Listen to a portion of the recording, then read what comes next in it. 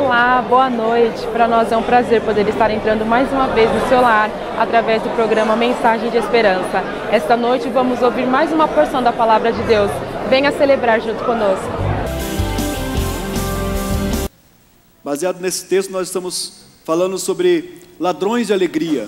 Algumas situações, circunstâncias, fatos que roubam a nossa alegria. Nós fomos feitos para ser felizes, para sermos alegres.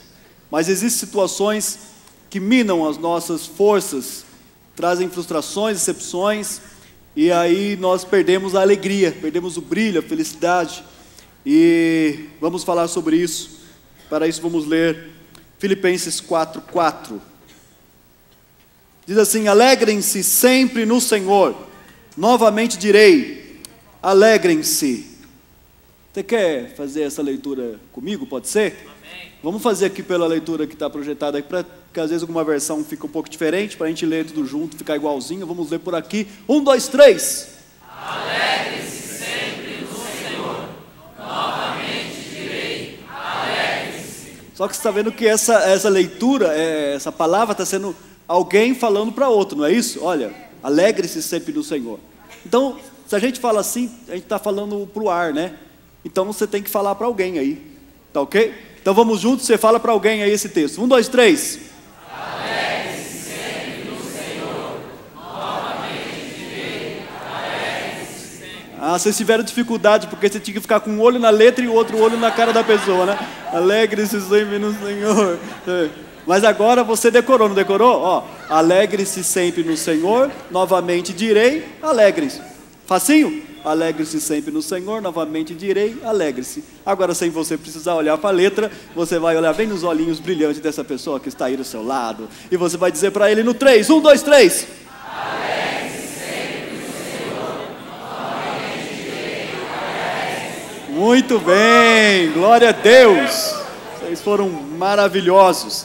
E você acabou de decorar mais um versículo, querido. Não esqueça nunca esse texto da palavra de Deus. Use sempre esse texto. Quando alguém estiver assim, meio triste perto de você, você fala assim: ei, alegre-se sempre no Senhor. Vou dizer novamente, alegre-se. Aí se ele falar o quê? Alegre-se sempre no Senhor. Eu vou dizer novamente, alegre-se. Aí ele vai entender, a mensagem vai ser uma alegria para a vida dele. Muito bem, queridos. Essa é uma palavra de Deus. E quem é que não quer ficar sempre alegre? Quem de nós que seria doido dizer assim: eu não queria ficar sempre alegre, eu queria ficar triste de vez em quando, decepcionado, magoado, frustrado. Eu acho que ninguém, né, queridos? Nossa intenção, nosso desejo é estar sempre alegre, ficar sempre alegre, ter sempre esta alegria. E essa palavra do Senhor ainda para a gente, é um mandamento para a gente ficar sempre alegre, mas na verdade existem situações que roubam a nossa alegria. E só para, se você não estava aqui naquele domingo que pregamos sobre a primeira parte, depois você pode até acessar lá na página da igreja, dbrsaocarlos.com.br, aí você entra lá ou no Facebook oficial da igreja, tem as mensagens lá, você pode ver na íntegra essa mensagem. Mas nesta carta que Paulo escreve aos Filipenses, ela é uma carta que fala de alegria o tempo todo. Você começa a ler essa carta, você vai vendo quantas coisas ele achou para se alegrar, quantos motivos, quantas circunstâncias de alegria. Mas na verdade essa carta foi escrita quando ele estava preso. Ele estava preso em Roma, numa prisão domiciliar. Ele tinha que alugar uma casa, e ele ficava ali com uma escolta de soldados romanos. O governo romano punha a pessoa ali até o julgamento. Ele podia aguardar o julgamento nessa casa alugada, embora ele que tinha que pagar o aluguel. O governo não pagava o aluguel dele, não. Ele tinha que pagar o aluguel, cobrir todas as despesas, e Paulo estava nessa situação. E ele escreve uma carta para essa igreja de Filipe, dizendo para os irmãos: fiquem alegres, alegre-se sempre no Senhor. Um preso dizendo isso, e não era um preso porque tinha cometido crimes, porque era um malfeitor. Não, ele estava preso exatamente pelo contrário, pelo testemunho de Jesus, pela sua fidelidade a Deus, pela transformação de vida que ele teve. Mas ele escreve para os irmãos: queridos, essas circunstâncias, e esse é o primeiro ladrão da nossa alegria, são as circunstâncias ou as adversidades que vêm sobre a nossa vida, que são aquelas bifurcações, aqueles momentos que nós não esperamos. você tem uma expectativa de que tudo está indo bem, está caminhando bem, de repente um problema, uma enfermidade, um desemprego, uma situação difícil com os filhos, casamento. Sim, são circunstâncias adversas que vêm sobre nossa vida e que roubam a nossa alegria, nos trazem tristeza, decepção, e nós ficamos preocupados. E Paulo escreveu para essa igreja dizendo assim: ei, queridos, eu quero que vocês saibam que as coisas que me aconteceram, as coisas que aconteceram é que, quando ele entregou a vida para Jesus, ele começou a ser perseguido pelos da sua pátria, começou a ser perseguido pelos seus irmãos, ele não podia entrar em todos os lugares, ele foi preso algumas vezes, foi açoitado em praça pública, foi humilhado, foi desprezado.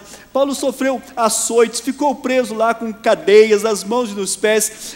Ele fala que ele recebeu 3 vezes 39 açoites, ele sofreu naufrágios, perseguições, problemas incontáveis. Ele diz assim: eu quero que vocês saibam que isso que me aconteceu, essas coisas que me aconteceram, essas circunstâncias adversas, só contribuíram para o crescimento do Evangelho, contribuíram para animar outras pessoas, e eu estou muito alegre, eu estou bem, estou tranquilo, apesar de todas as situações difíceis. As circunstâncias que às vezes querem minar a nossa alegria, mas ele tinha uma alegria incondicional, porque ele dizia: alegre-se no Senhor, e no Senhor nós podemos alegrar, mesmo nas dificuldades e mesmo nas adversidades. O segundo ponto, o segundo ladrão de alegria que nós queremos continuar falando nessa noite, são as pessoas. Gente, aqui para nós, as pessoas têm uma capacidade de roubar a nossa alegria mais do que as circunstâncias adversas, mais do que as adversidades. Por que isso? Porque as adversidades muitas vezes são situações onde nós não vemos muito um culpado, são como que acidentes que vêm sobre nós, não tem exatamente um culpado. Mas pessoas, a gente vai sempre atribuir culpa, e nós somos especialistas em culpar as pessoas. Nós amamos achar culpados, nós gostamos de garimpar em qualquer circunstância, alguma para culpar alguém. Olha, a culpa é tal, eu estou assim por culpa dessa pessoa, estou assim por culpa daquela palavra que aquela pessoa falou, aquilo que ele me fez, aquilo que ele disse, aquele jeito de ele me tratar. E as pessoas têm esse poder. O ser humano tem uma capacidade muito grande de ferir e machucar o outro. Constantemente acontece isso. E essa ferida e esse machucar é pior ainda, quanto maior é a intimidade que temos com a pessoa. As maiores feridas são causadas por aquelas pessoas que nos são íntimas. Tem uma palavra de Jesus que está profetizada nos Salmos. Depois que ele fala isso, ele falou assim: até o meu amigo íntimo, com quem eu compartilhava as refeições, ele feriu meu calcanhar, isso é, ele passou o pé em mim, ele me deu uma rasteira. Jesus está contando isso, está dizendo isso, que ele sofreu esse tipo de situação. E nas circunstâncias da vida, isso acontece com a gente. E isso traz mágoas para a gente, traz feridas no nosso coração, nós entristecemos constantemente, meus irmãos. Constantemente, às vezes as pessoas nos ferem conscientemente, sabendo que quer ferir a gente mesmo, e alguns até com requintes de crueldade, e tem um prazer de ferir. Ele fala aquilo e fala assim: ele ficou mal, eu vibro com isso. O cara tem aquele prazer de ver você mal, ele gosta de te ferir mesmo, ele gosta disso. Mas muitas vezes as pessoas nos ferem inconscientemente. Conscientemente ele fala uma coisa para a gente, sem intenção, ou ele tem uma atitude, sem pensar, fez alguma coisa, e a gente se sente mal com aquilo. E a pergunta é: por que nós nos magoamos com as pessoas? Por que nós nos ferimos com as atitudes das pessoas? E aí 3 pontos que eu quero rapidamente falar com os irmãos aqui. Primeiro, por causa do egoísmo. O nosso egoísmo. Egoísmo é uma atitude mesquinha que nos faz pensar somente em nós mesmos. Ou seja, buscar o nosso próprio interesse. Lógico, sempre nós estamos pensando em nós. Se não fosse isso, não haveria disputas, não precisaria de muitos processos. Mas se todas as adversidades, todas as situações de contenda, é porque alguém está pensando em si. Alguém está pensando no seu direito, naquilo que ele quer, aquilo que ele defende. E isso traz as celeumas, as discussões, os debates. São as pessoas, o egoísmo, aquilo que nós temos em nós.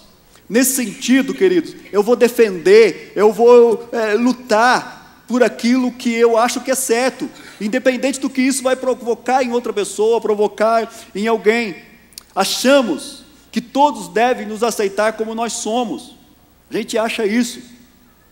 Constantemente as pessoas falam assim: olha, eu sou assim mesmo, se você quiser viver comigo, eu sou assim, você trata de gostar de mim desse jeito, porque eu nasci assim, vou viver assim, vou morrer assim, sempre Gabriela, e nada vai mudar a minha vida, esse é o meu jeito, esse é o meu jeitão e tal.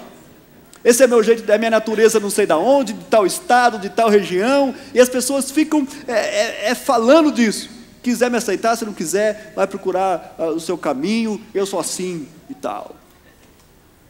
Isso é egoísmo. Nós não pensamos em ninguém, e com isso, ferimos as pessoas, sejam por palavras, sejam por atitudes, seja com desprezo, indiferença, que é uma das coisas que ferem muito, a indiferença, o desprezar alguém, não considerar o que a pessoa faz ou fala, ou não considerar nem a presença da pessoa. A nossa indiferença, isso causa mágoa das pessoas, por causa dessa questão do egoísmo. E talvez se eu perguntasse aqui, quantos de vocês já tiveram uma situação assim, que alguém te tratou mal, alguém te falou uma coisa, te machucou, alguém que foi insensível com você, e a pessoa te falou, você vai dizer assim: ah, teve tal pessoa me fez isso. Ah, talvez você vai lembrar alguém que faz isso. Ah, eu tenho um cara lá no meu serviço que ele é desse jeito, ele faz desse jeito. Eu conheço, tem um irmão da minha família que ele faz assim. Olha, tem um parente. Talvez algumas mulheres vão dizer assim: isso é o meu marido é assim, é desse jeito. E aí o marido vai dizer: minha mulher, pastor, está contando a vida dela, está dizendo. Aí eu pergunto para você: e você? Será que às vezes você também não age assim? Será que às vezes o seu procedimento não é esse? Será que às vezes você, por defender a sua verdade, aquilo que você acha, você não está ferindo alguém que está perto de você, alguém que às vezes quer se aproximar de você? Essas questões existem, nós temos que pensar nisso. Segundo, por que nós nos magoamos? Por que nós nos sentimos feridos e nos entristecemos? Por causa da nossa sensibilidade.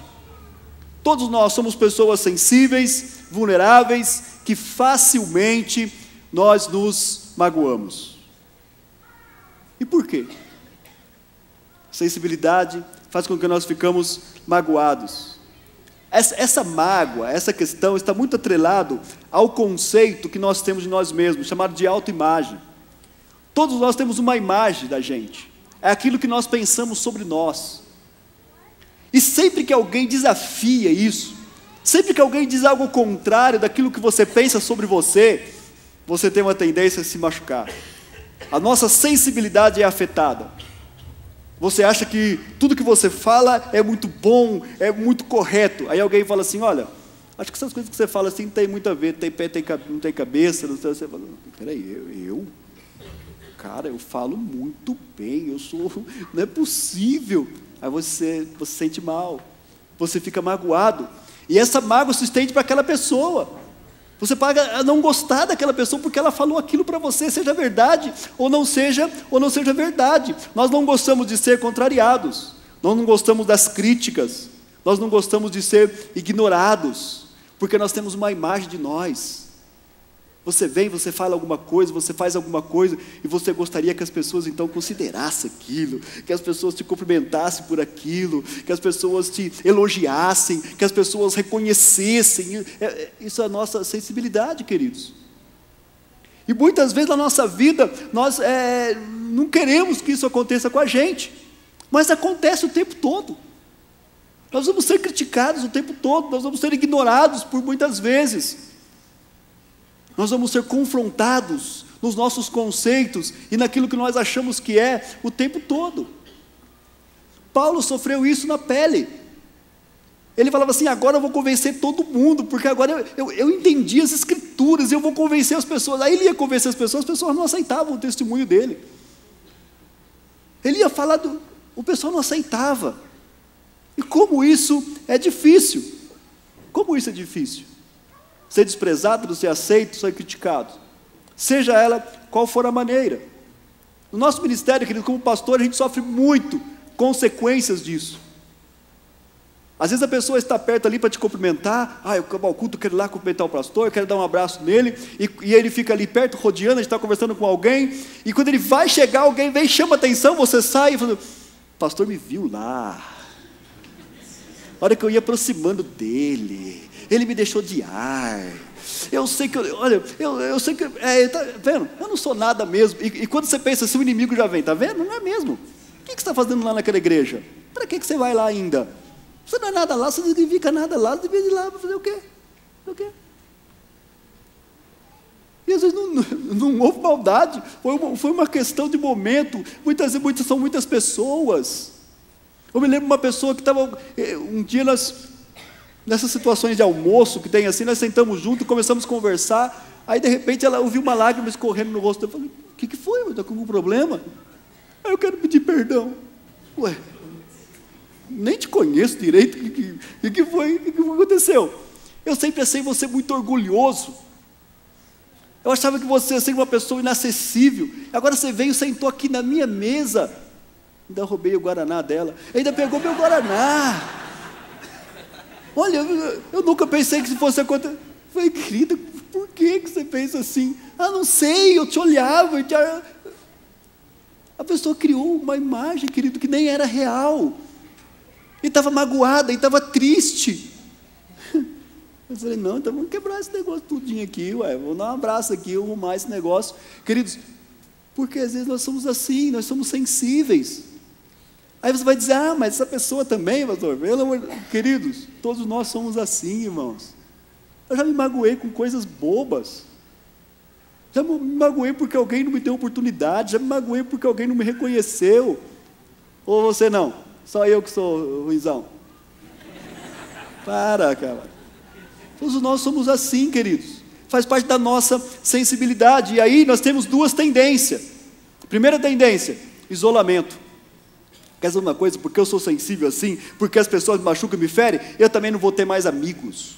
Eu vou ficar na minha casa, não quero ter amigos, não quero ter relacionamento, eu não quero esse negócio da igreja, integração, grupos, nada disso, porque isso aí vai ser problema, alguém vai falar alguma coisa, vai me entristecer, vai me magoar, alguém não vai me receber, eu não quero fazer nada mais, não quero trabalhar mais para o Senhor, não quero mais pregar, não quero mais dar testemunho, não quero mais cantar, porque alguém falou isso, alguém falou aquilo, então quer dizer uma coisa, vou ficar na minha, vou lá no domingo, eu sento, assisto meu culto, vou embora, não tenho nada com ninguém, ninguém se mete comigo, não vejo a vida de ninguém, pronto, isolamento. A segunda tendência é alimentar a nossa mágoa. Aí você vai começar a falar assim, está vendo? É isso mesmo. Olha, eu realmente não tenho significado nenhum. Poxa vida, como eu sou mau, como eu sou incompetente, como eu sou incapaz. Tudo que eu faço, não é tudo, foi uma coisa que não deu certo, já é tudo que eu faço. Todo mundo, ninguém gosta de mim. Foi uma pessoa que falou contra você, mas a gente alimenta essa mágoa, isso vai crescendo, querido, e essa mágoa vai se tornando em ódio, vai se tornando num rancor.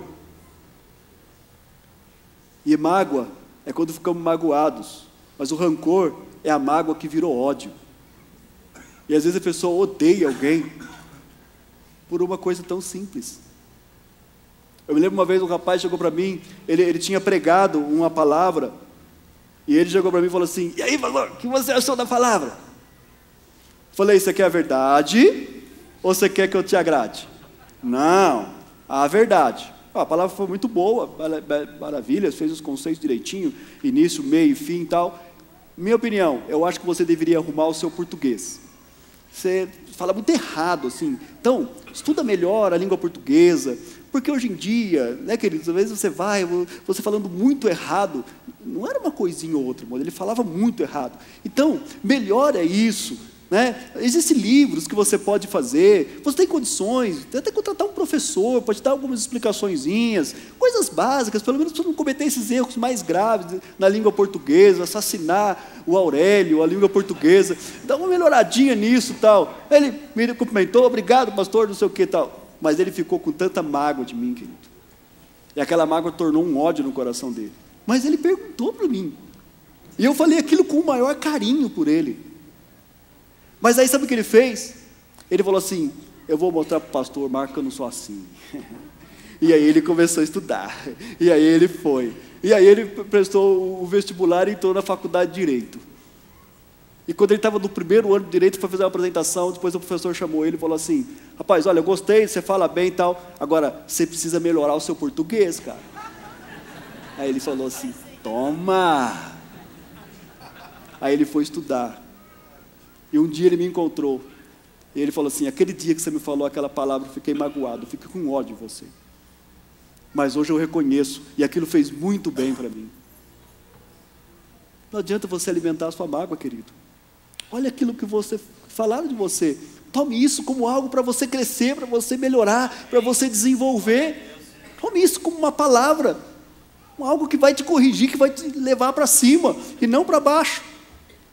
É isso que a palavra do Senhor fala para a gente. Uma atitude em que quebramos o nosso orgulho e procuramos melhorar a nossa vida. Por fim, por que nos magoamos? Porque nós não temos capacidade, ou nós não queremos perdoar. E hoje algumas palavras já foram faladas aqui durante todo esse dia sobre o perdão. Na verdade, o perdão, ele é o antídoto, ele é o remédio para todas essas situações da nossa sensibilidade, do nosso egoísmo.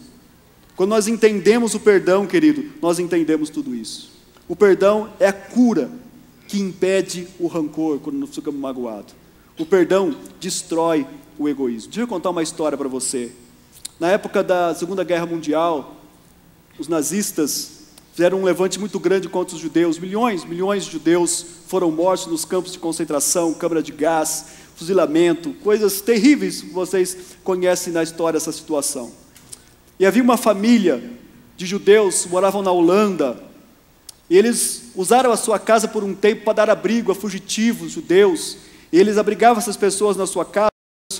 Era uma família muito bem de vida, muito bem estruturada, mas um dia a polícia nazista descobriu aquela casa, e eles invadiram aquela casa, e levaram toda a família para os campos de concentração.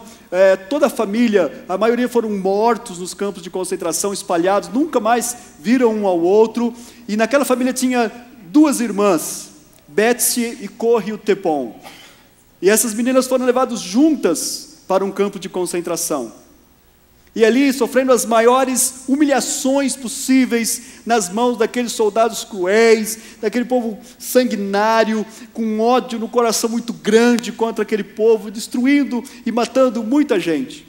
E um dia sua irmã, Betsy, que era a irmã mais velha, ela já enfraquecida pelos trabalhos forçados, pela fome que passava, pela sede, ela muito fraca, um daqueles soldados começou a espancá-la, espancar, a ponto que ela morreu sendo espancada na frente da sua irmã. E aquela irmã viu a sua irmã mais velha sendo morta por aquele carrasco, por aquele homem cruel. Na hora, um ódio muito grande tomou conta do seu coração, uma mágoa, uma revolta contra toda aquela situação. E ela ficou muito mal, e aquela cena nunca desaparecia da sua cabeça. Onde ela ia, aquela cena ficou marcada, marcou a vida daquela mulher, da Corrie. E ela, muito desespero, mas aprove na misericórdia de Deus que ela não morreu no campo de concentração. Ela foi libertada, e ela começou a andar e viajar por muitos lugares do mundo, dando testemunho, seu testemunho pessoal. Ela era uma cristã, falava do amor de Deus. E um dia ela foi numa igreja na Alemanha, e ela estava ali dando seu testemunho, e quando acabou aquela reunião, ela começou a cumprimentar aquelas pessoas. De repente vem um senhor, já um ancião, e estende as mãos para ela, e ela na hora reconhece: foi o homem que espancou a sua irmã mais velha até a morte. Quando ela viu aquele homem estendeu a mão, que ela ia estender a mão, que ela viu que era ele, ela recolheu a mão e falou: não. Ela fala no seu livro que ela chega a sentir um gosto de sangue na boca. Na hora, aquela imagem da sua irmã sendo espancada até a morte veio na sua mente, e aquela revolta tomou o coração dela, que ela começou a ficar em desespero, numa situação muito difícil e angustiante, diante daquele homem, com as mãos estendidas diante dela, mas ele sabia quem ele era o carrasco que matou a sua irmã. Mas enquanto ela estava ali naquela batalha, o Espírito Santo de Deus falou ao seu coração, falou na sua mente: perdoa este homem. Então, num ato quase de guerra ali no seu interior, ela estende a mão para aquele homem, pega na mão dele e fala assim: eu sou irmã da Betsy. A Betsy, você matou-a, espancando, lá no campo de concentração. Mas eu te perdoo em nome de Jesus. Eu perdoo você agora, eu perdoo você. Aquele homem lhe deu um abraço, chorou muito com ela, pediu perdão, dizendo assim: hoje eu conheço Jesus Cristo.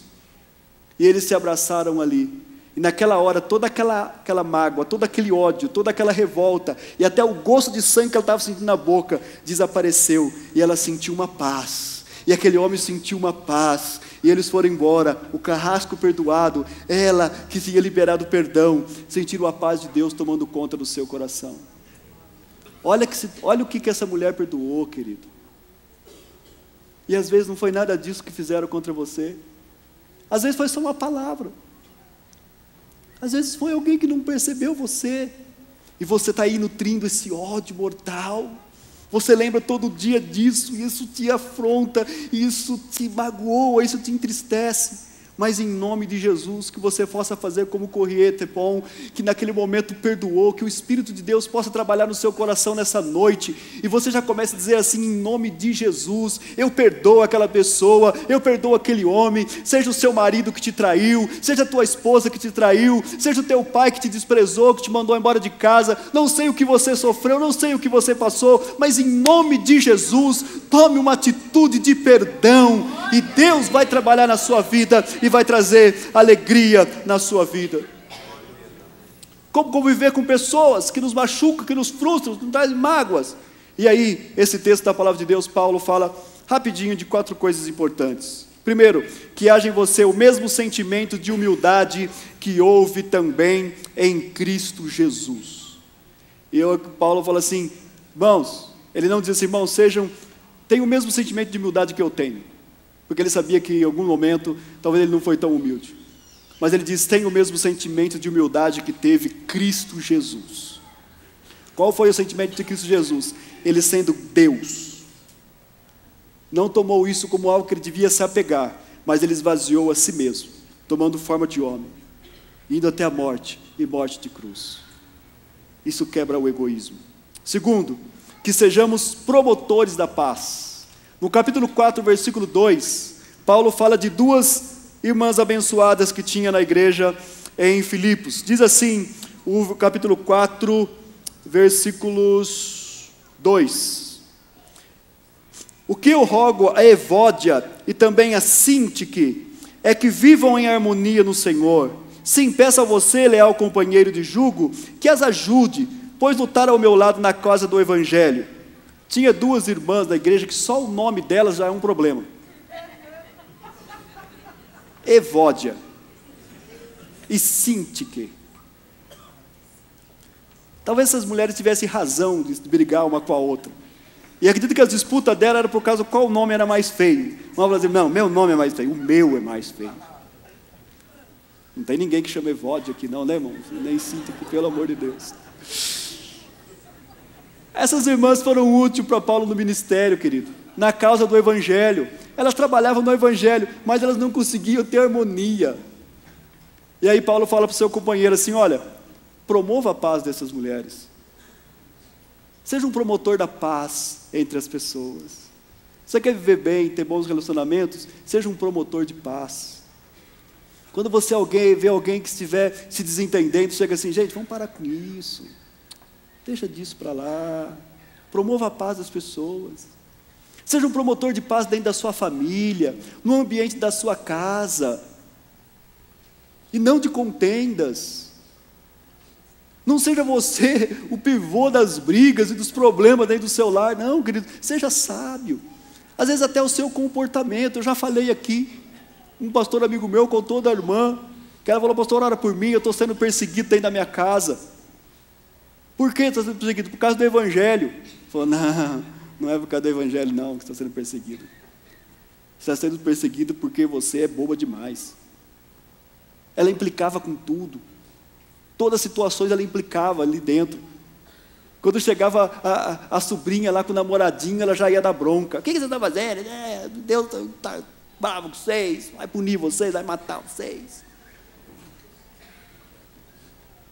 ia nas festinhas lá, o pessoal ia tomar cerveja, ela já falava, isso aí, eles vão para o inferno, com isso aí e tal. Era uma pessoa desagradável.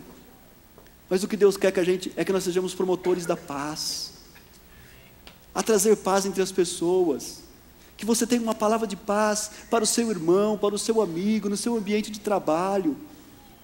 Seja você um promotor da paz, para que as pessoas não venham te entristecer e te magoar.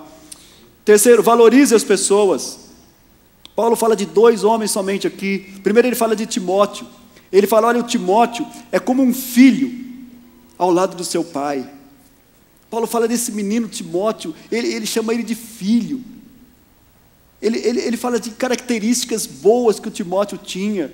Embora o Timóteo tinha alguns probleminhas, queridos, mas Paulo faz questão de elogiar o Timóteo, de dizer o quanto ele era útil, quantas coisas boas ele podia fazer.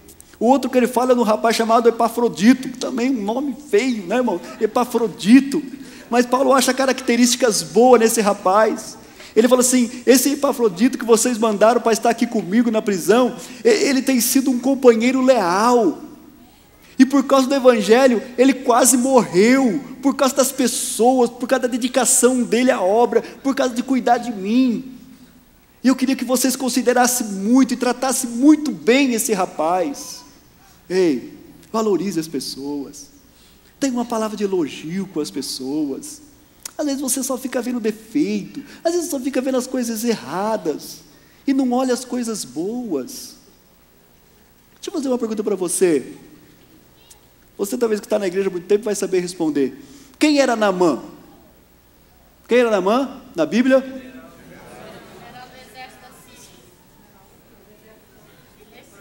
Naamã era o? Era o que, queridos? Leproso? Era o único defeito dele.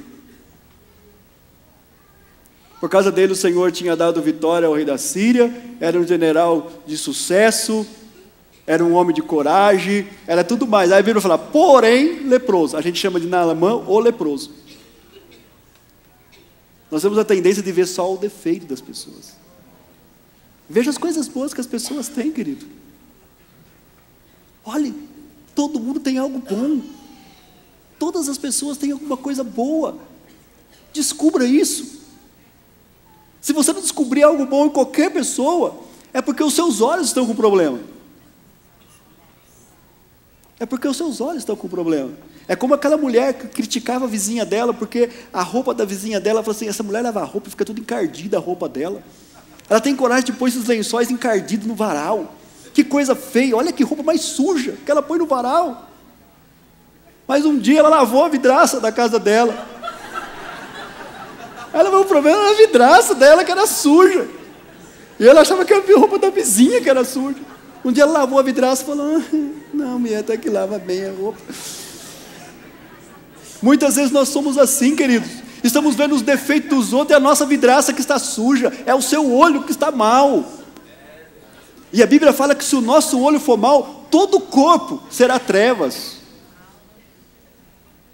Temos que dar uma olhadinha para a gente, porque quando nós temos nossos olhos purificados, nós vamos achar algo de bom nas pessoas, para elogiar as pessoas, para cumprimentar as pessoas. Amém?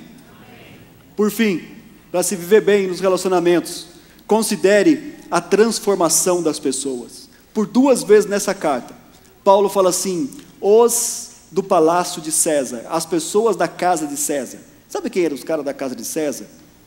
Eram os soldados que cuidavam dele, que vigiavam ele.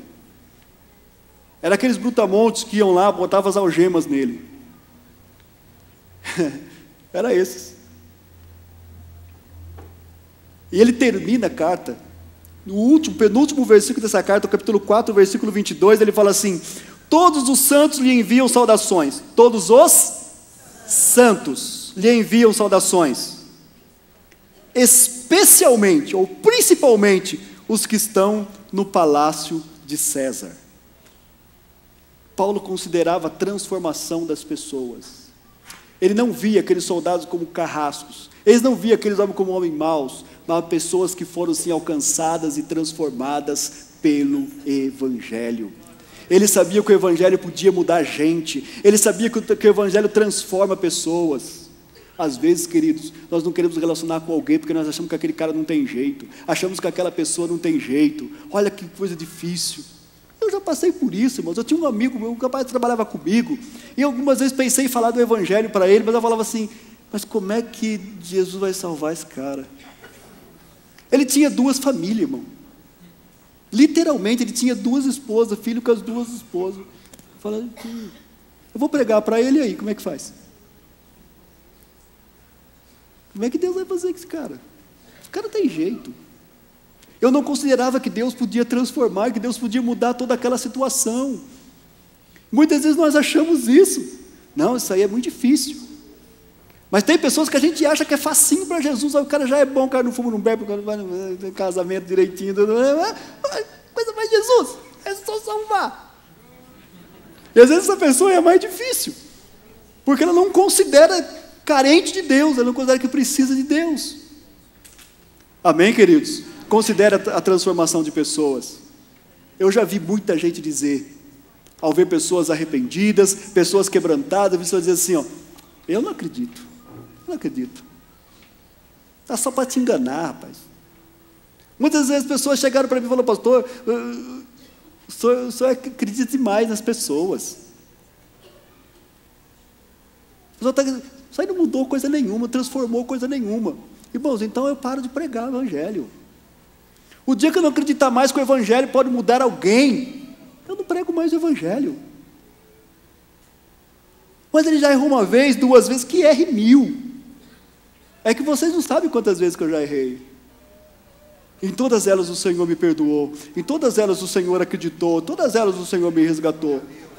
Eu continuo acreditando em transformação das pessoas, e que cada vez alguém vier assim, eu estou arrependido, eu quero recomeçar. Vamos lá, querido, vamos em frente, vamos acreditar em você, vamos dar um novo voto para você. Eu sei que Deus tem coisa na sua vida. Primeira coisa que tira a nossa alegria, as circunstâncias adversas. Segundo, as pessoas. Terceiro, as coisas materiais. Não quero nem tomar muito tempo nesse ponto aqui, porque eu sei que não é moderno falar sobre isso. E eu sei que ninguém gosta muito de ouvir isso, porque nós temos uma sociedade consumista e materialista. As pessoas hoje valem pelo aquilo que eles têm, e não por aquilo que eles são. Em tudo, querido, em tudo. Ter é mais importante do que ser. As pessoas valorizam alguém como você se apresenta. Se o cara chegar no carrão do ano, importado, usando uma roupa fina, de marca, você não quer saber quem ele é. Mó gente boa, cara aí. Meu amigo. É meu amigo. Meu amigo. Isso é o que acontece, queridos. No mundo de hoje, no mundo de negócios, tem muitos irmãos aqui que são profissionais liberais, que trabalham no ramo de serviços. O profissional liberal hoje, no ramo de serviço, ele é visto assim, espera aí, como é que ele é? Que carro que ele anda? Então ele é um bom profissional. Se o advogado chegar lá com um fusquinha cair nos pedaços, fala assim, esse advogado deve ser muito do ruim. Um carro desse aí. Mas se ele chegar com uma caminhonetona. Nós temos a tendência a pensar isso. Se tem, é porque é bom. Não é assim? Ei, não é assim?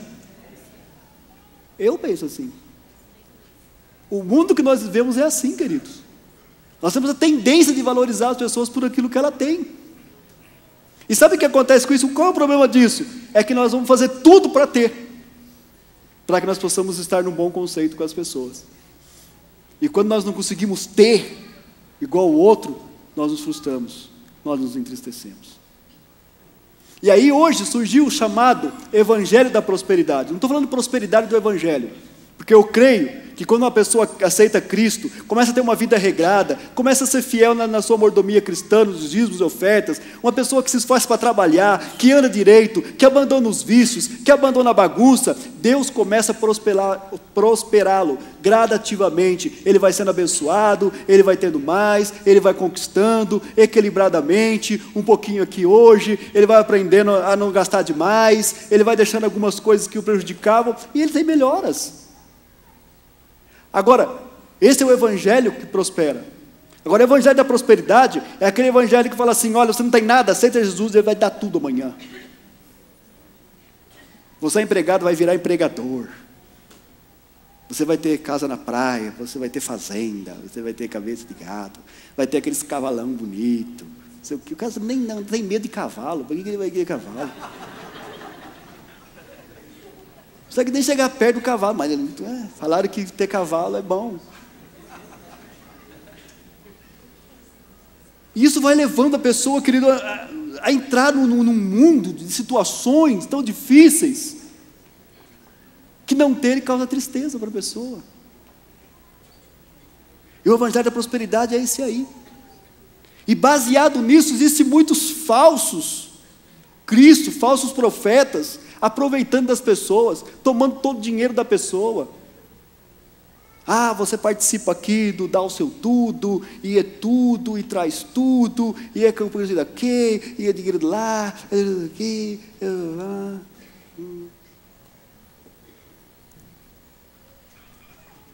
Deus nunca pediu isso para ninguém, queridos. Ele quer que você seja liberal. E a bênção dele vai vir na sua vida.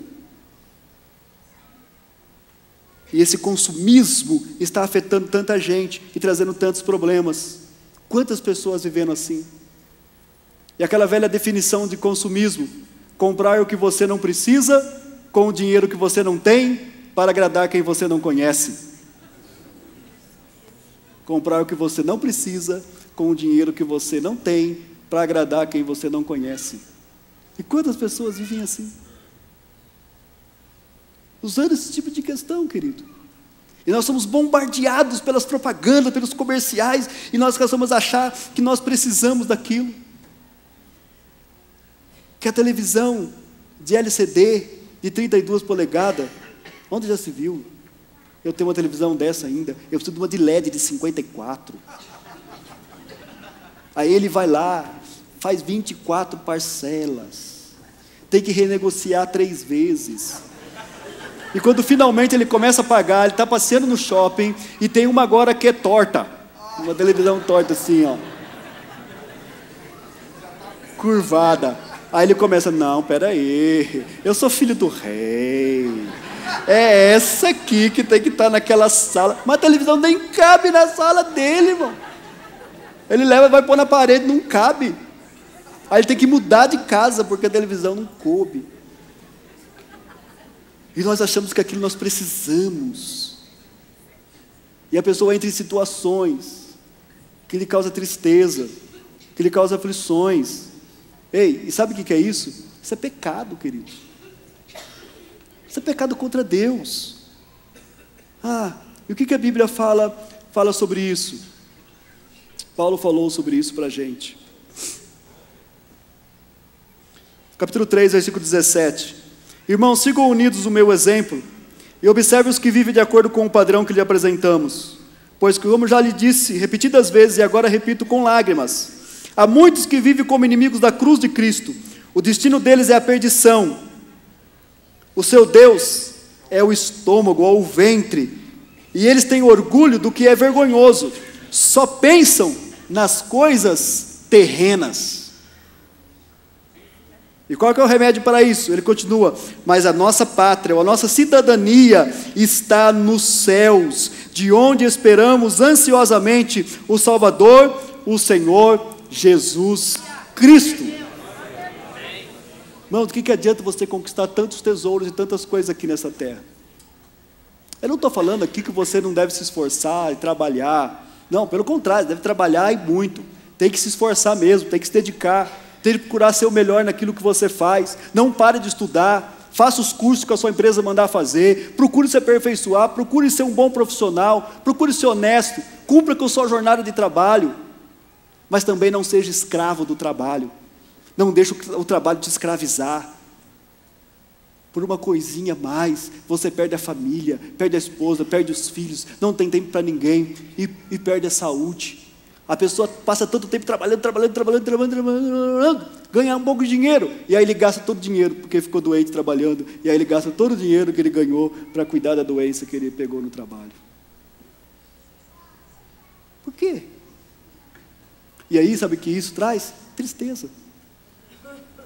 Traz agonia, traz tristeza na nossa alma. Talvez nós perdemos a alegria. Mas lembre que você tem uma pátria no céu. E mesmo que você não conquiste muitas coisas aqui, você conquista o céu. Mesmo que você não tenha uma casa própria aqui, você tem uma morada nos céus. Mesmo que você não tenha um palácio aqui, você tem um palácio no céu. Mesmo que você não tenha as melhores roupas aqui, você vai ter roupas celestiais no céu. Mesmo que a sua vida aqui seja precária até mesmo, você vai ter abundância de bênçãos nos céus com o Senhor. Amém? E finalmente, o último ladrão da alegria, chama-se ansiedade. Tranquilo isso, né? Ansiedade, pastor, isso aí, não precisa nem pregar isso aí que está tranquilo.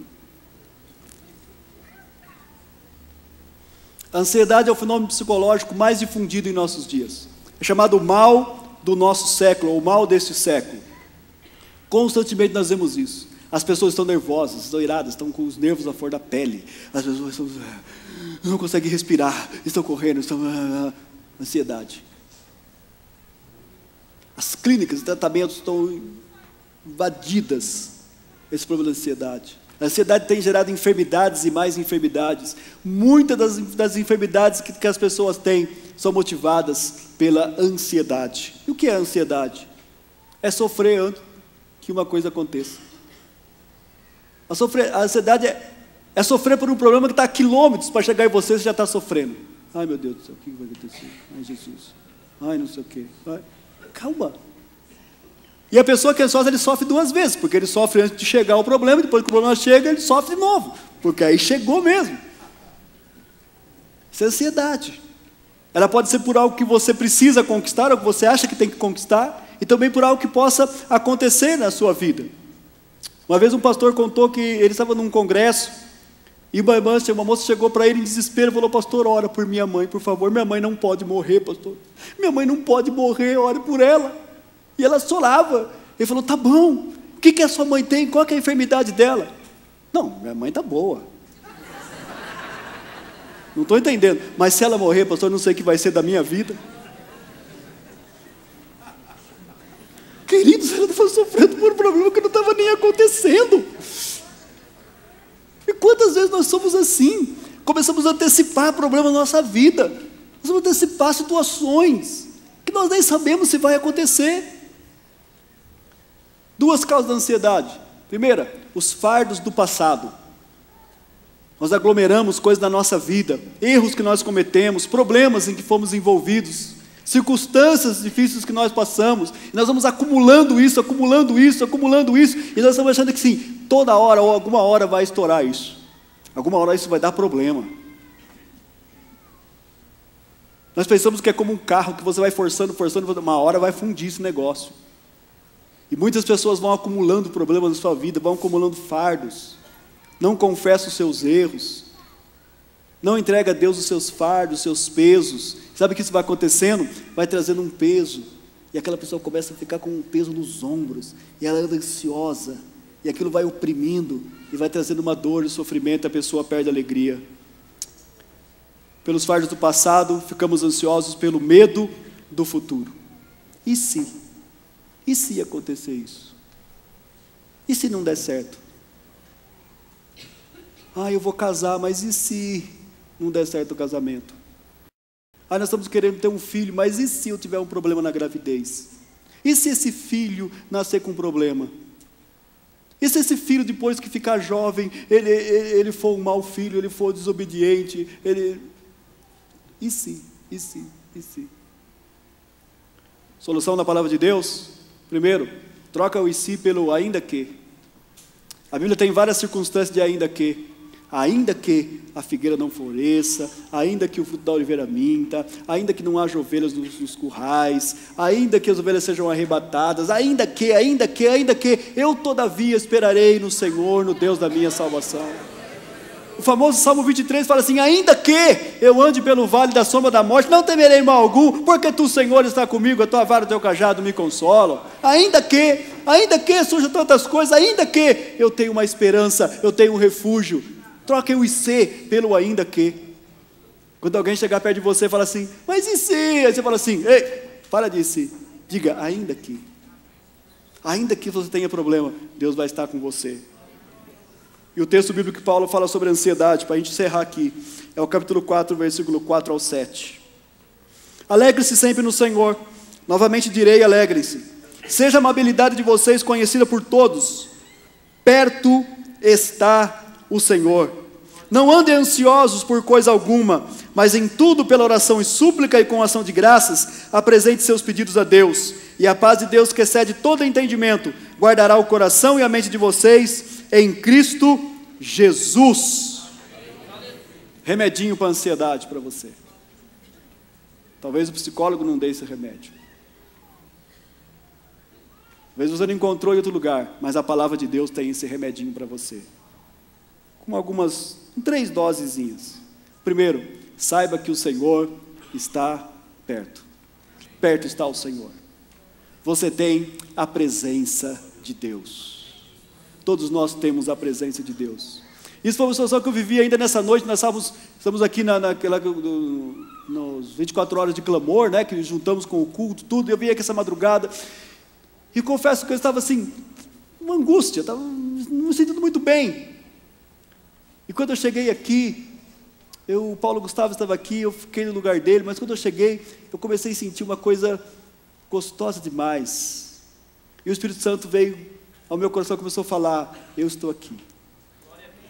Eu estou aqui. A minha presença está nesse lugar. Eu comecei a adorar a Deus aqui, só falando assim: Senhor, obrigado pela tua presença, obrigado porque o Senhor está aqui. Deus, eu te exalto porque o Senhor está aqui. Irmãos, eu falo que eu fui tomado uma alegria aqui. Ainda bem que eu estava sozinho, porque senão iam me internar. Mas a alegria que Deus me deu aqui nessa madrugada foi uma coisa assim fora do comum. Somente porque eu entendi que Ele está aqui, porque Ele está presente. E quando Ele está presente, querido, acabou o problema. Quando Ele está presente, nós podemos descansar. Quando o Senhor chega, e Ele está sempre chegando. Aliás, Ele nunca vai embora. Aliás, Ele está conosco todo o tempo. Ele diz: eu nunca te deixarei, nunca te desampararei. Mesmo que você pareça que está sozinho, eu vou estar com você, eu vou caminhar com você, eu vou andar com você. Quando você não conseguir caminhar mais, eu vou tomar você no colo, eu vou guiar você em todos os lugares. Ele não nos deixa. Há o salmo que diz assim: quando teu pai e a tua mãe te desampararem, o Senhor te recolherá. Pode uma mãe esquecer do filho que amamenta, porém o Senhor jamais esquecerá dos seus. Ele não te esquece, a presença dEle é real, Ele está sempre com você, Ele nunca te deixou. Você pode deixar a ansiedade, pode deixar todas essas coisas, porque o Senhor está contigo, o Senhor caminha contigo. Segunda dosezinha do remédio de Deus para a ansiedade: apresente os seus pedidos a Deus com oração e súplicas, ou faça conhecido diante de Deus os seus pedidos com orações e súplicas. Mas você não sabe o poder que tem a oração ainda, querido. Você não sabe ainda o que a coisa boa que existe na oração. E vou dizer para você, quando você ora nos seus problemas, é muito melhor do que quando você pede para alguém orar. Nós temos a tendência sempre de pedir para alguém orar. Não existe problema nisso, a oração intercessória é uma bênção. A Bíblia fala de algumas situações que nós podemos pedir oração, mas muitas vezes as pessoas não oram, queridos. Só pede para o outro orar. É o chamado lá, naquela coisinha: irmão, 6 horas, né? 6 horas por mim. Um negócio de babaca, mas enfim, 6 horas. Não, querido, ore você. Faça conhecido diante de Deus os seus pedidos. Às vezes você está sozinho, feche o seu quarto, dentro do seu carro, no seu escritório, na rua, seja onde for, encontre um lugar e comece a falar com Deus. Conte seus pedidos para Ele. Mas eu não sei orar, eu não sei essas palavras legais que tem que falar para oração. Querido, não tem que falar palavra legal nenhuma. Oração legal, oração chata, oração decorada. Uma vez eu vi uma pessoa que foi orar, ele trouxe a oração escrita, ele chegou lá assim, Senhor Deus, aqui estamos, tal. Se apagasse a luz, ele parava a oração. Gente, a oração é o derramar da alma. E a Bíblia fala que com oração e súplicas diante de Deus, é quando nós nos derramamos diante dEle, e nós falamos tudo mesmo, querido. Orar é como falar com o melhor amigo. Orar chega a Deus, ó, tá feia a coisa, Deus. Não gosto de dar nada certo, eu fui lá, o cara falou que não. Aí eu voltei no outro lugar e falou que não também. Mas aí eu vi uma palavra, a palavra falou, vai que agora vai acontecer. E eu fui lá, não aconteceu, Deus, o negócio está esquisito. Por que o Senhor está fazendo isso comigo? Eu estou ficando chateado, Deus. Mas você não pode falar assim com Deus pode. Não pode falar para os outros. Mas Deus te entende. Leia os Salmos, veja a oração dos Salmos. Que o salmista falava para Deus, Deus, por que o Senhor está de braço cruzado? Por que o Senhor não age, Deus? Está lá no Salmo, irmão. Por que o Senhor está calado, Deus não fala nada? Porque os inimigos estão rindo de mim aqui, Deus. Aí Deus vinha, se apresentava, mas eu te louvarei na congregação dos justos, cantarei louvor ao teu nome, engrandecerei a ti. Querido, faça conhecida de Deus a sua oração, a sua frustração, a sua decepção, a sua ansiedade. Vai lá, fala com Ele, fecha o seu quarto. Oração e súplica. Súplica é um clamor da alma. Súplica é quando você derrama diante de Deus mesmo, abre a boca mesmo diante de Deus, suplicando ao Senhor, Deus não está dando certo, Deus me ajuda. E Ele está presente, e Ele te atende, perto está o Senhor. E termina com isso aqui, a paz de Deus guardará o teu coração, que são os seus sentimentos, e a tua mente, o teu raciocínio. Você vai sentir coisas boas, e vai pensar coisas boas. Que bom que você esteve conosco. Em nossa igreja nós fizemos o encerramento desse domingo do mês de celebração, uma festa muito linda, um culto de 12 horas, ficamos 12 horas na igreja celebrando ao Senhor, mas eu quero que você desfrute também dessa alegria que o Senhor tem para as nossas vidas. Não deixe que nada e ninguém venha roubar a alegria de Deus no seu coração. E eu quero orar por você, orar e abençoar a sua família em nome de Jesus. Pai, nós louvamos o Teu nome, por esse querido amigo que esteve nos ouvindo nesse tempo, pela Tua palavra que foi até esse coração, até essa casa, até esta família, Senhor. Que a Tua bênção permaneça sobre este lar, que a Tua bênção seja abundante na vida dessa pessoa, em todos os seus projetos, ó Pai, que ele tenha alegria no Senhor, que ele tenha paz, mesmo no meio das dificuldades, que o Teu amor seja derramado poderosamente. É a nossa oração com gratidão, em nome de Jesus, amém. Deus te abençoe, até o próximo programa, se Deus quiser. Tchau!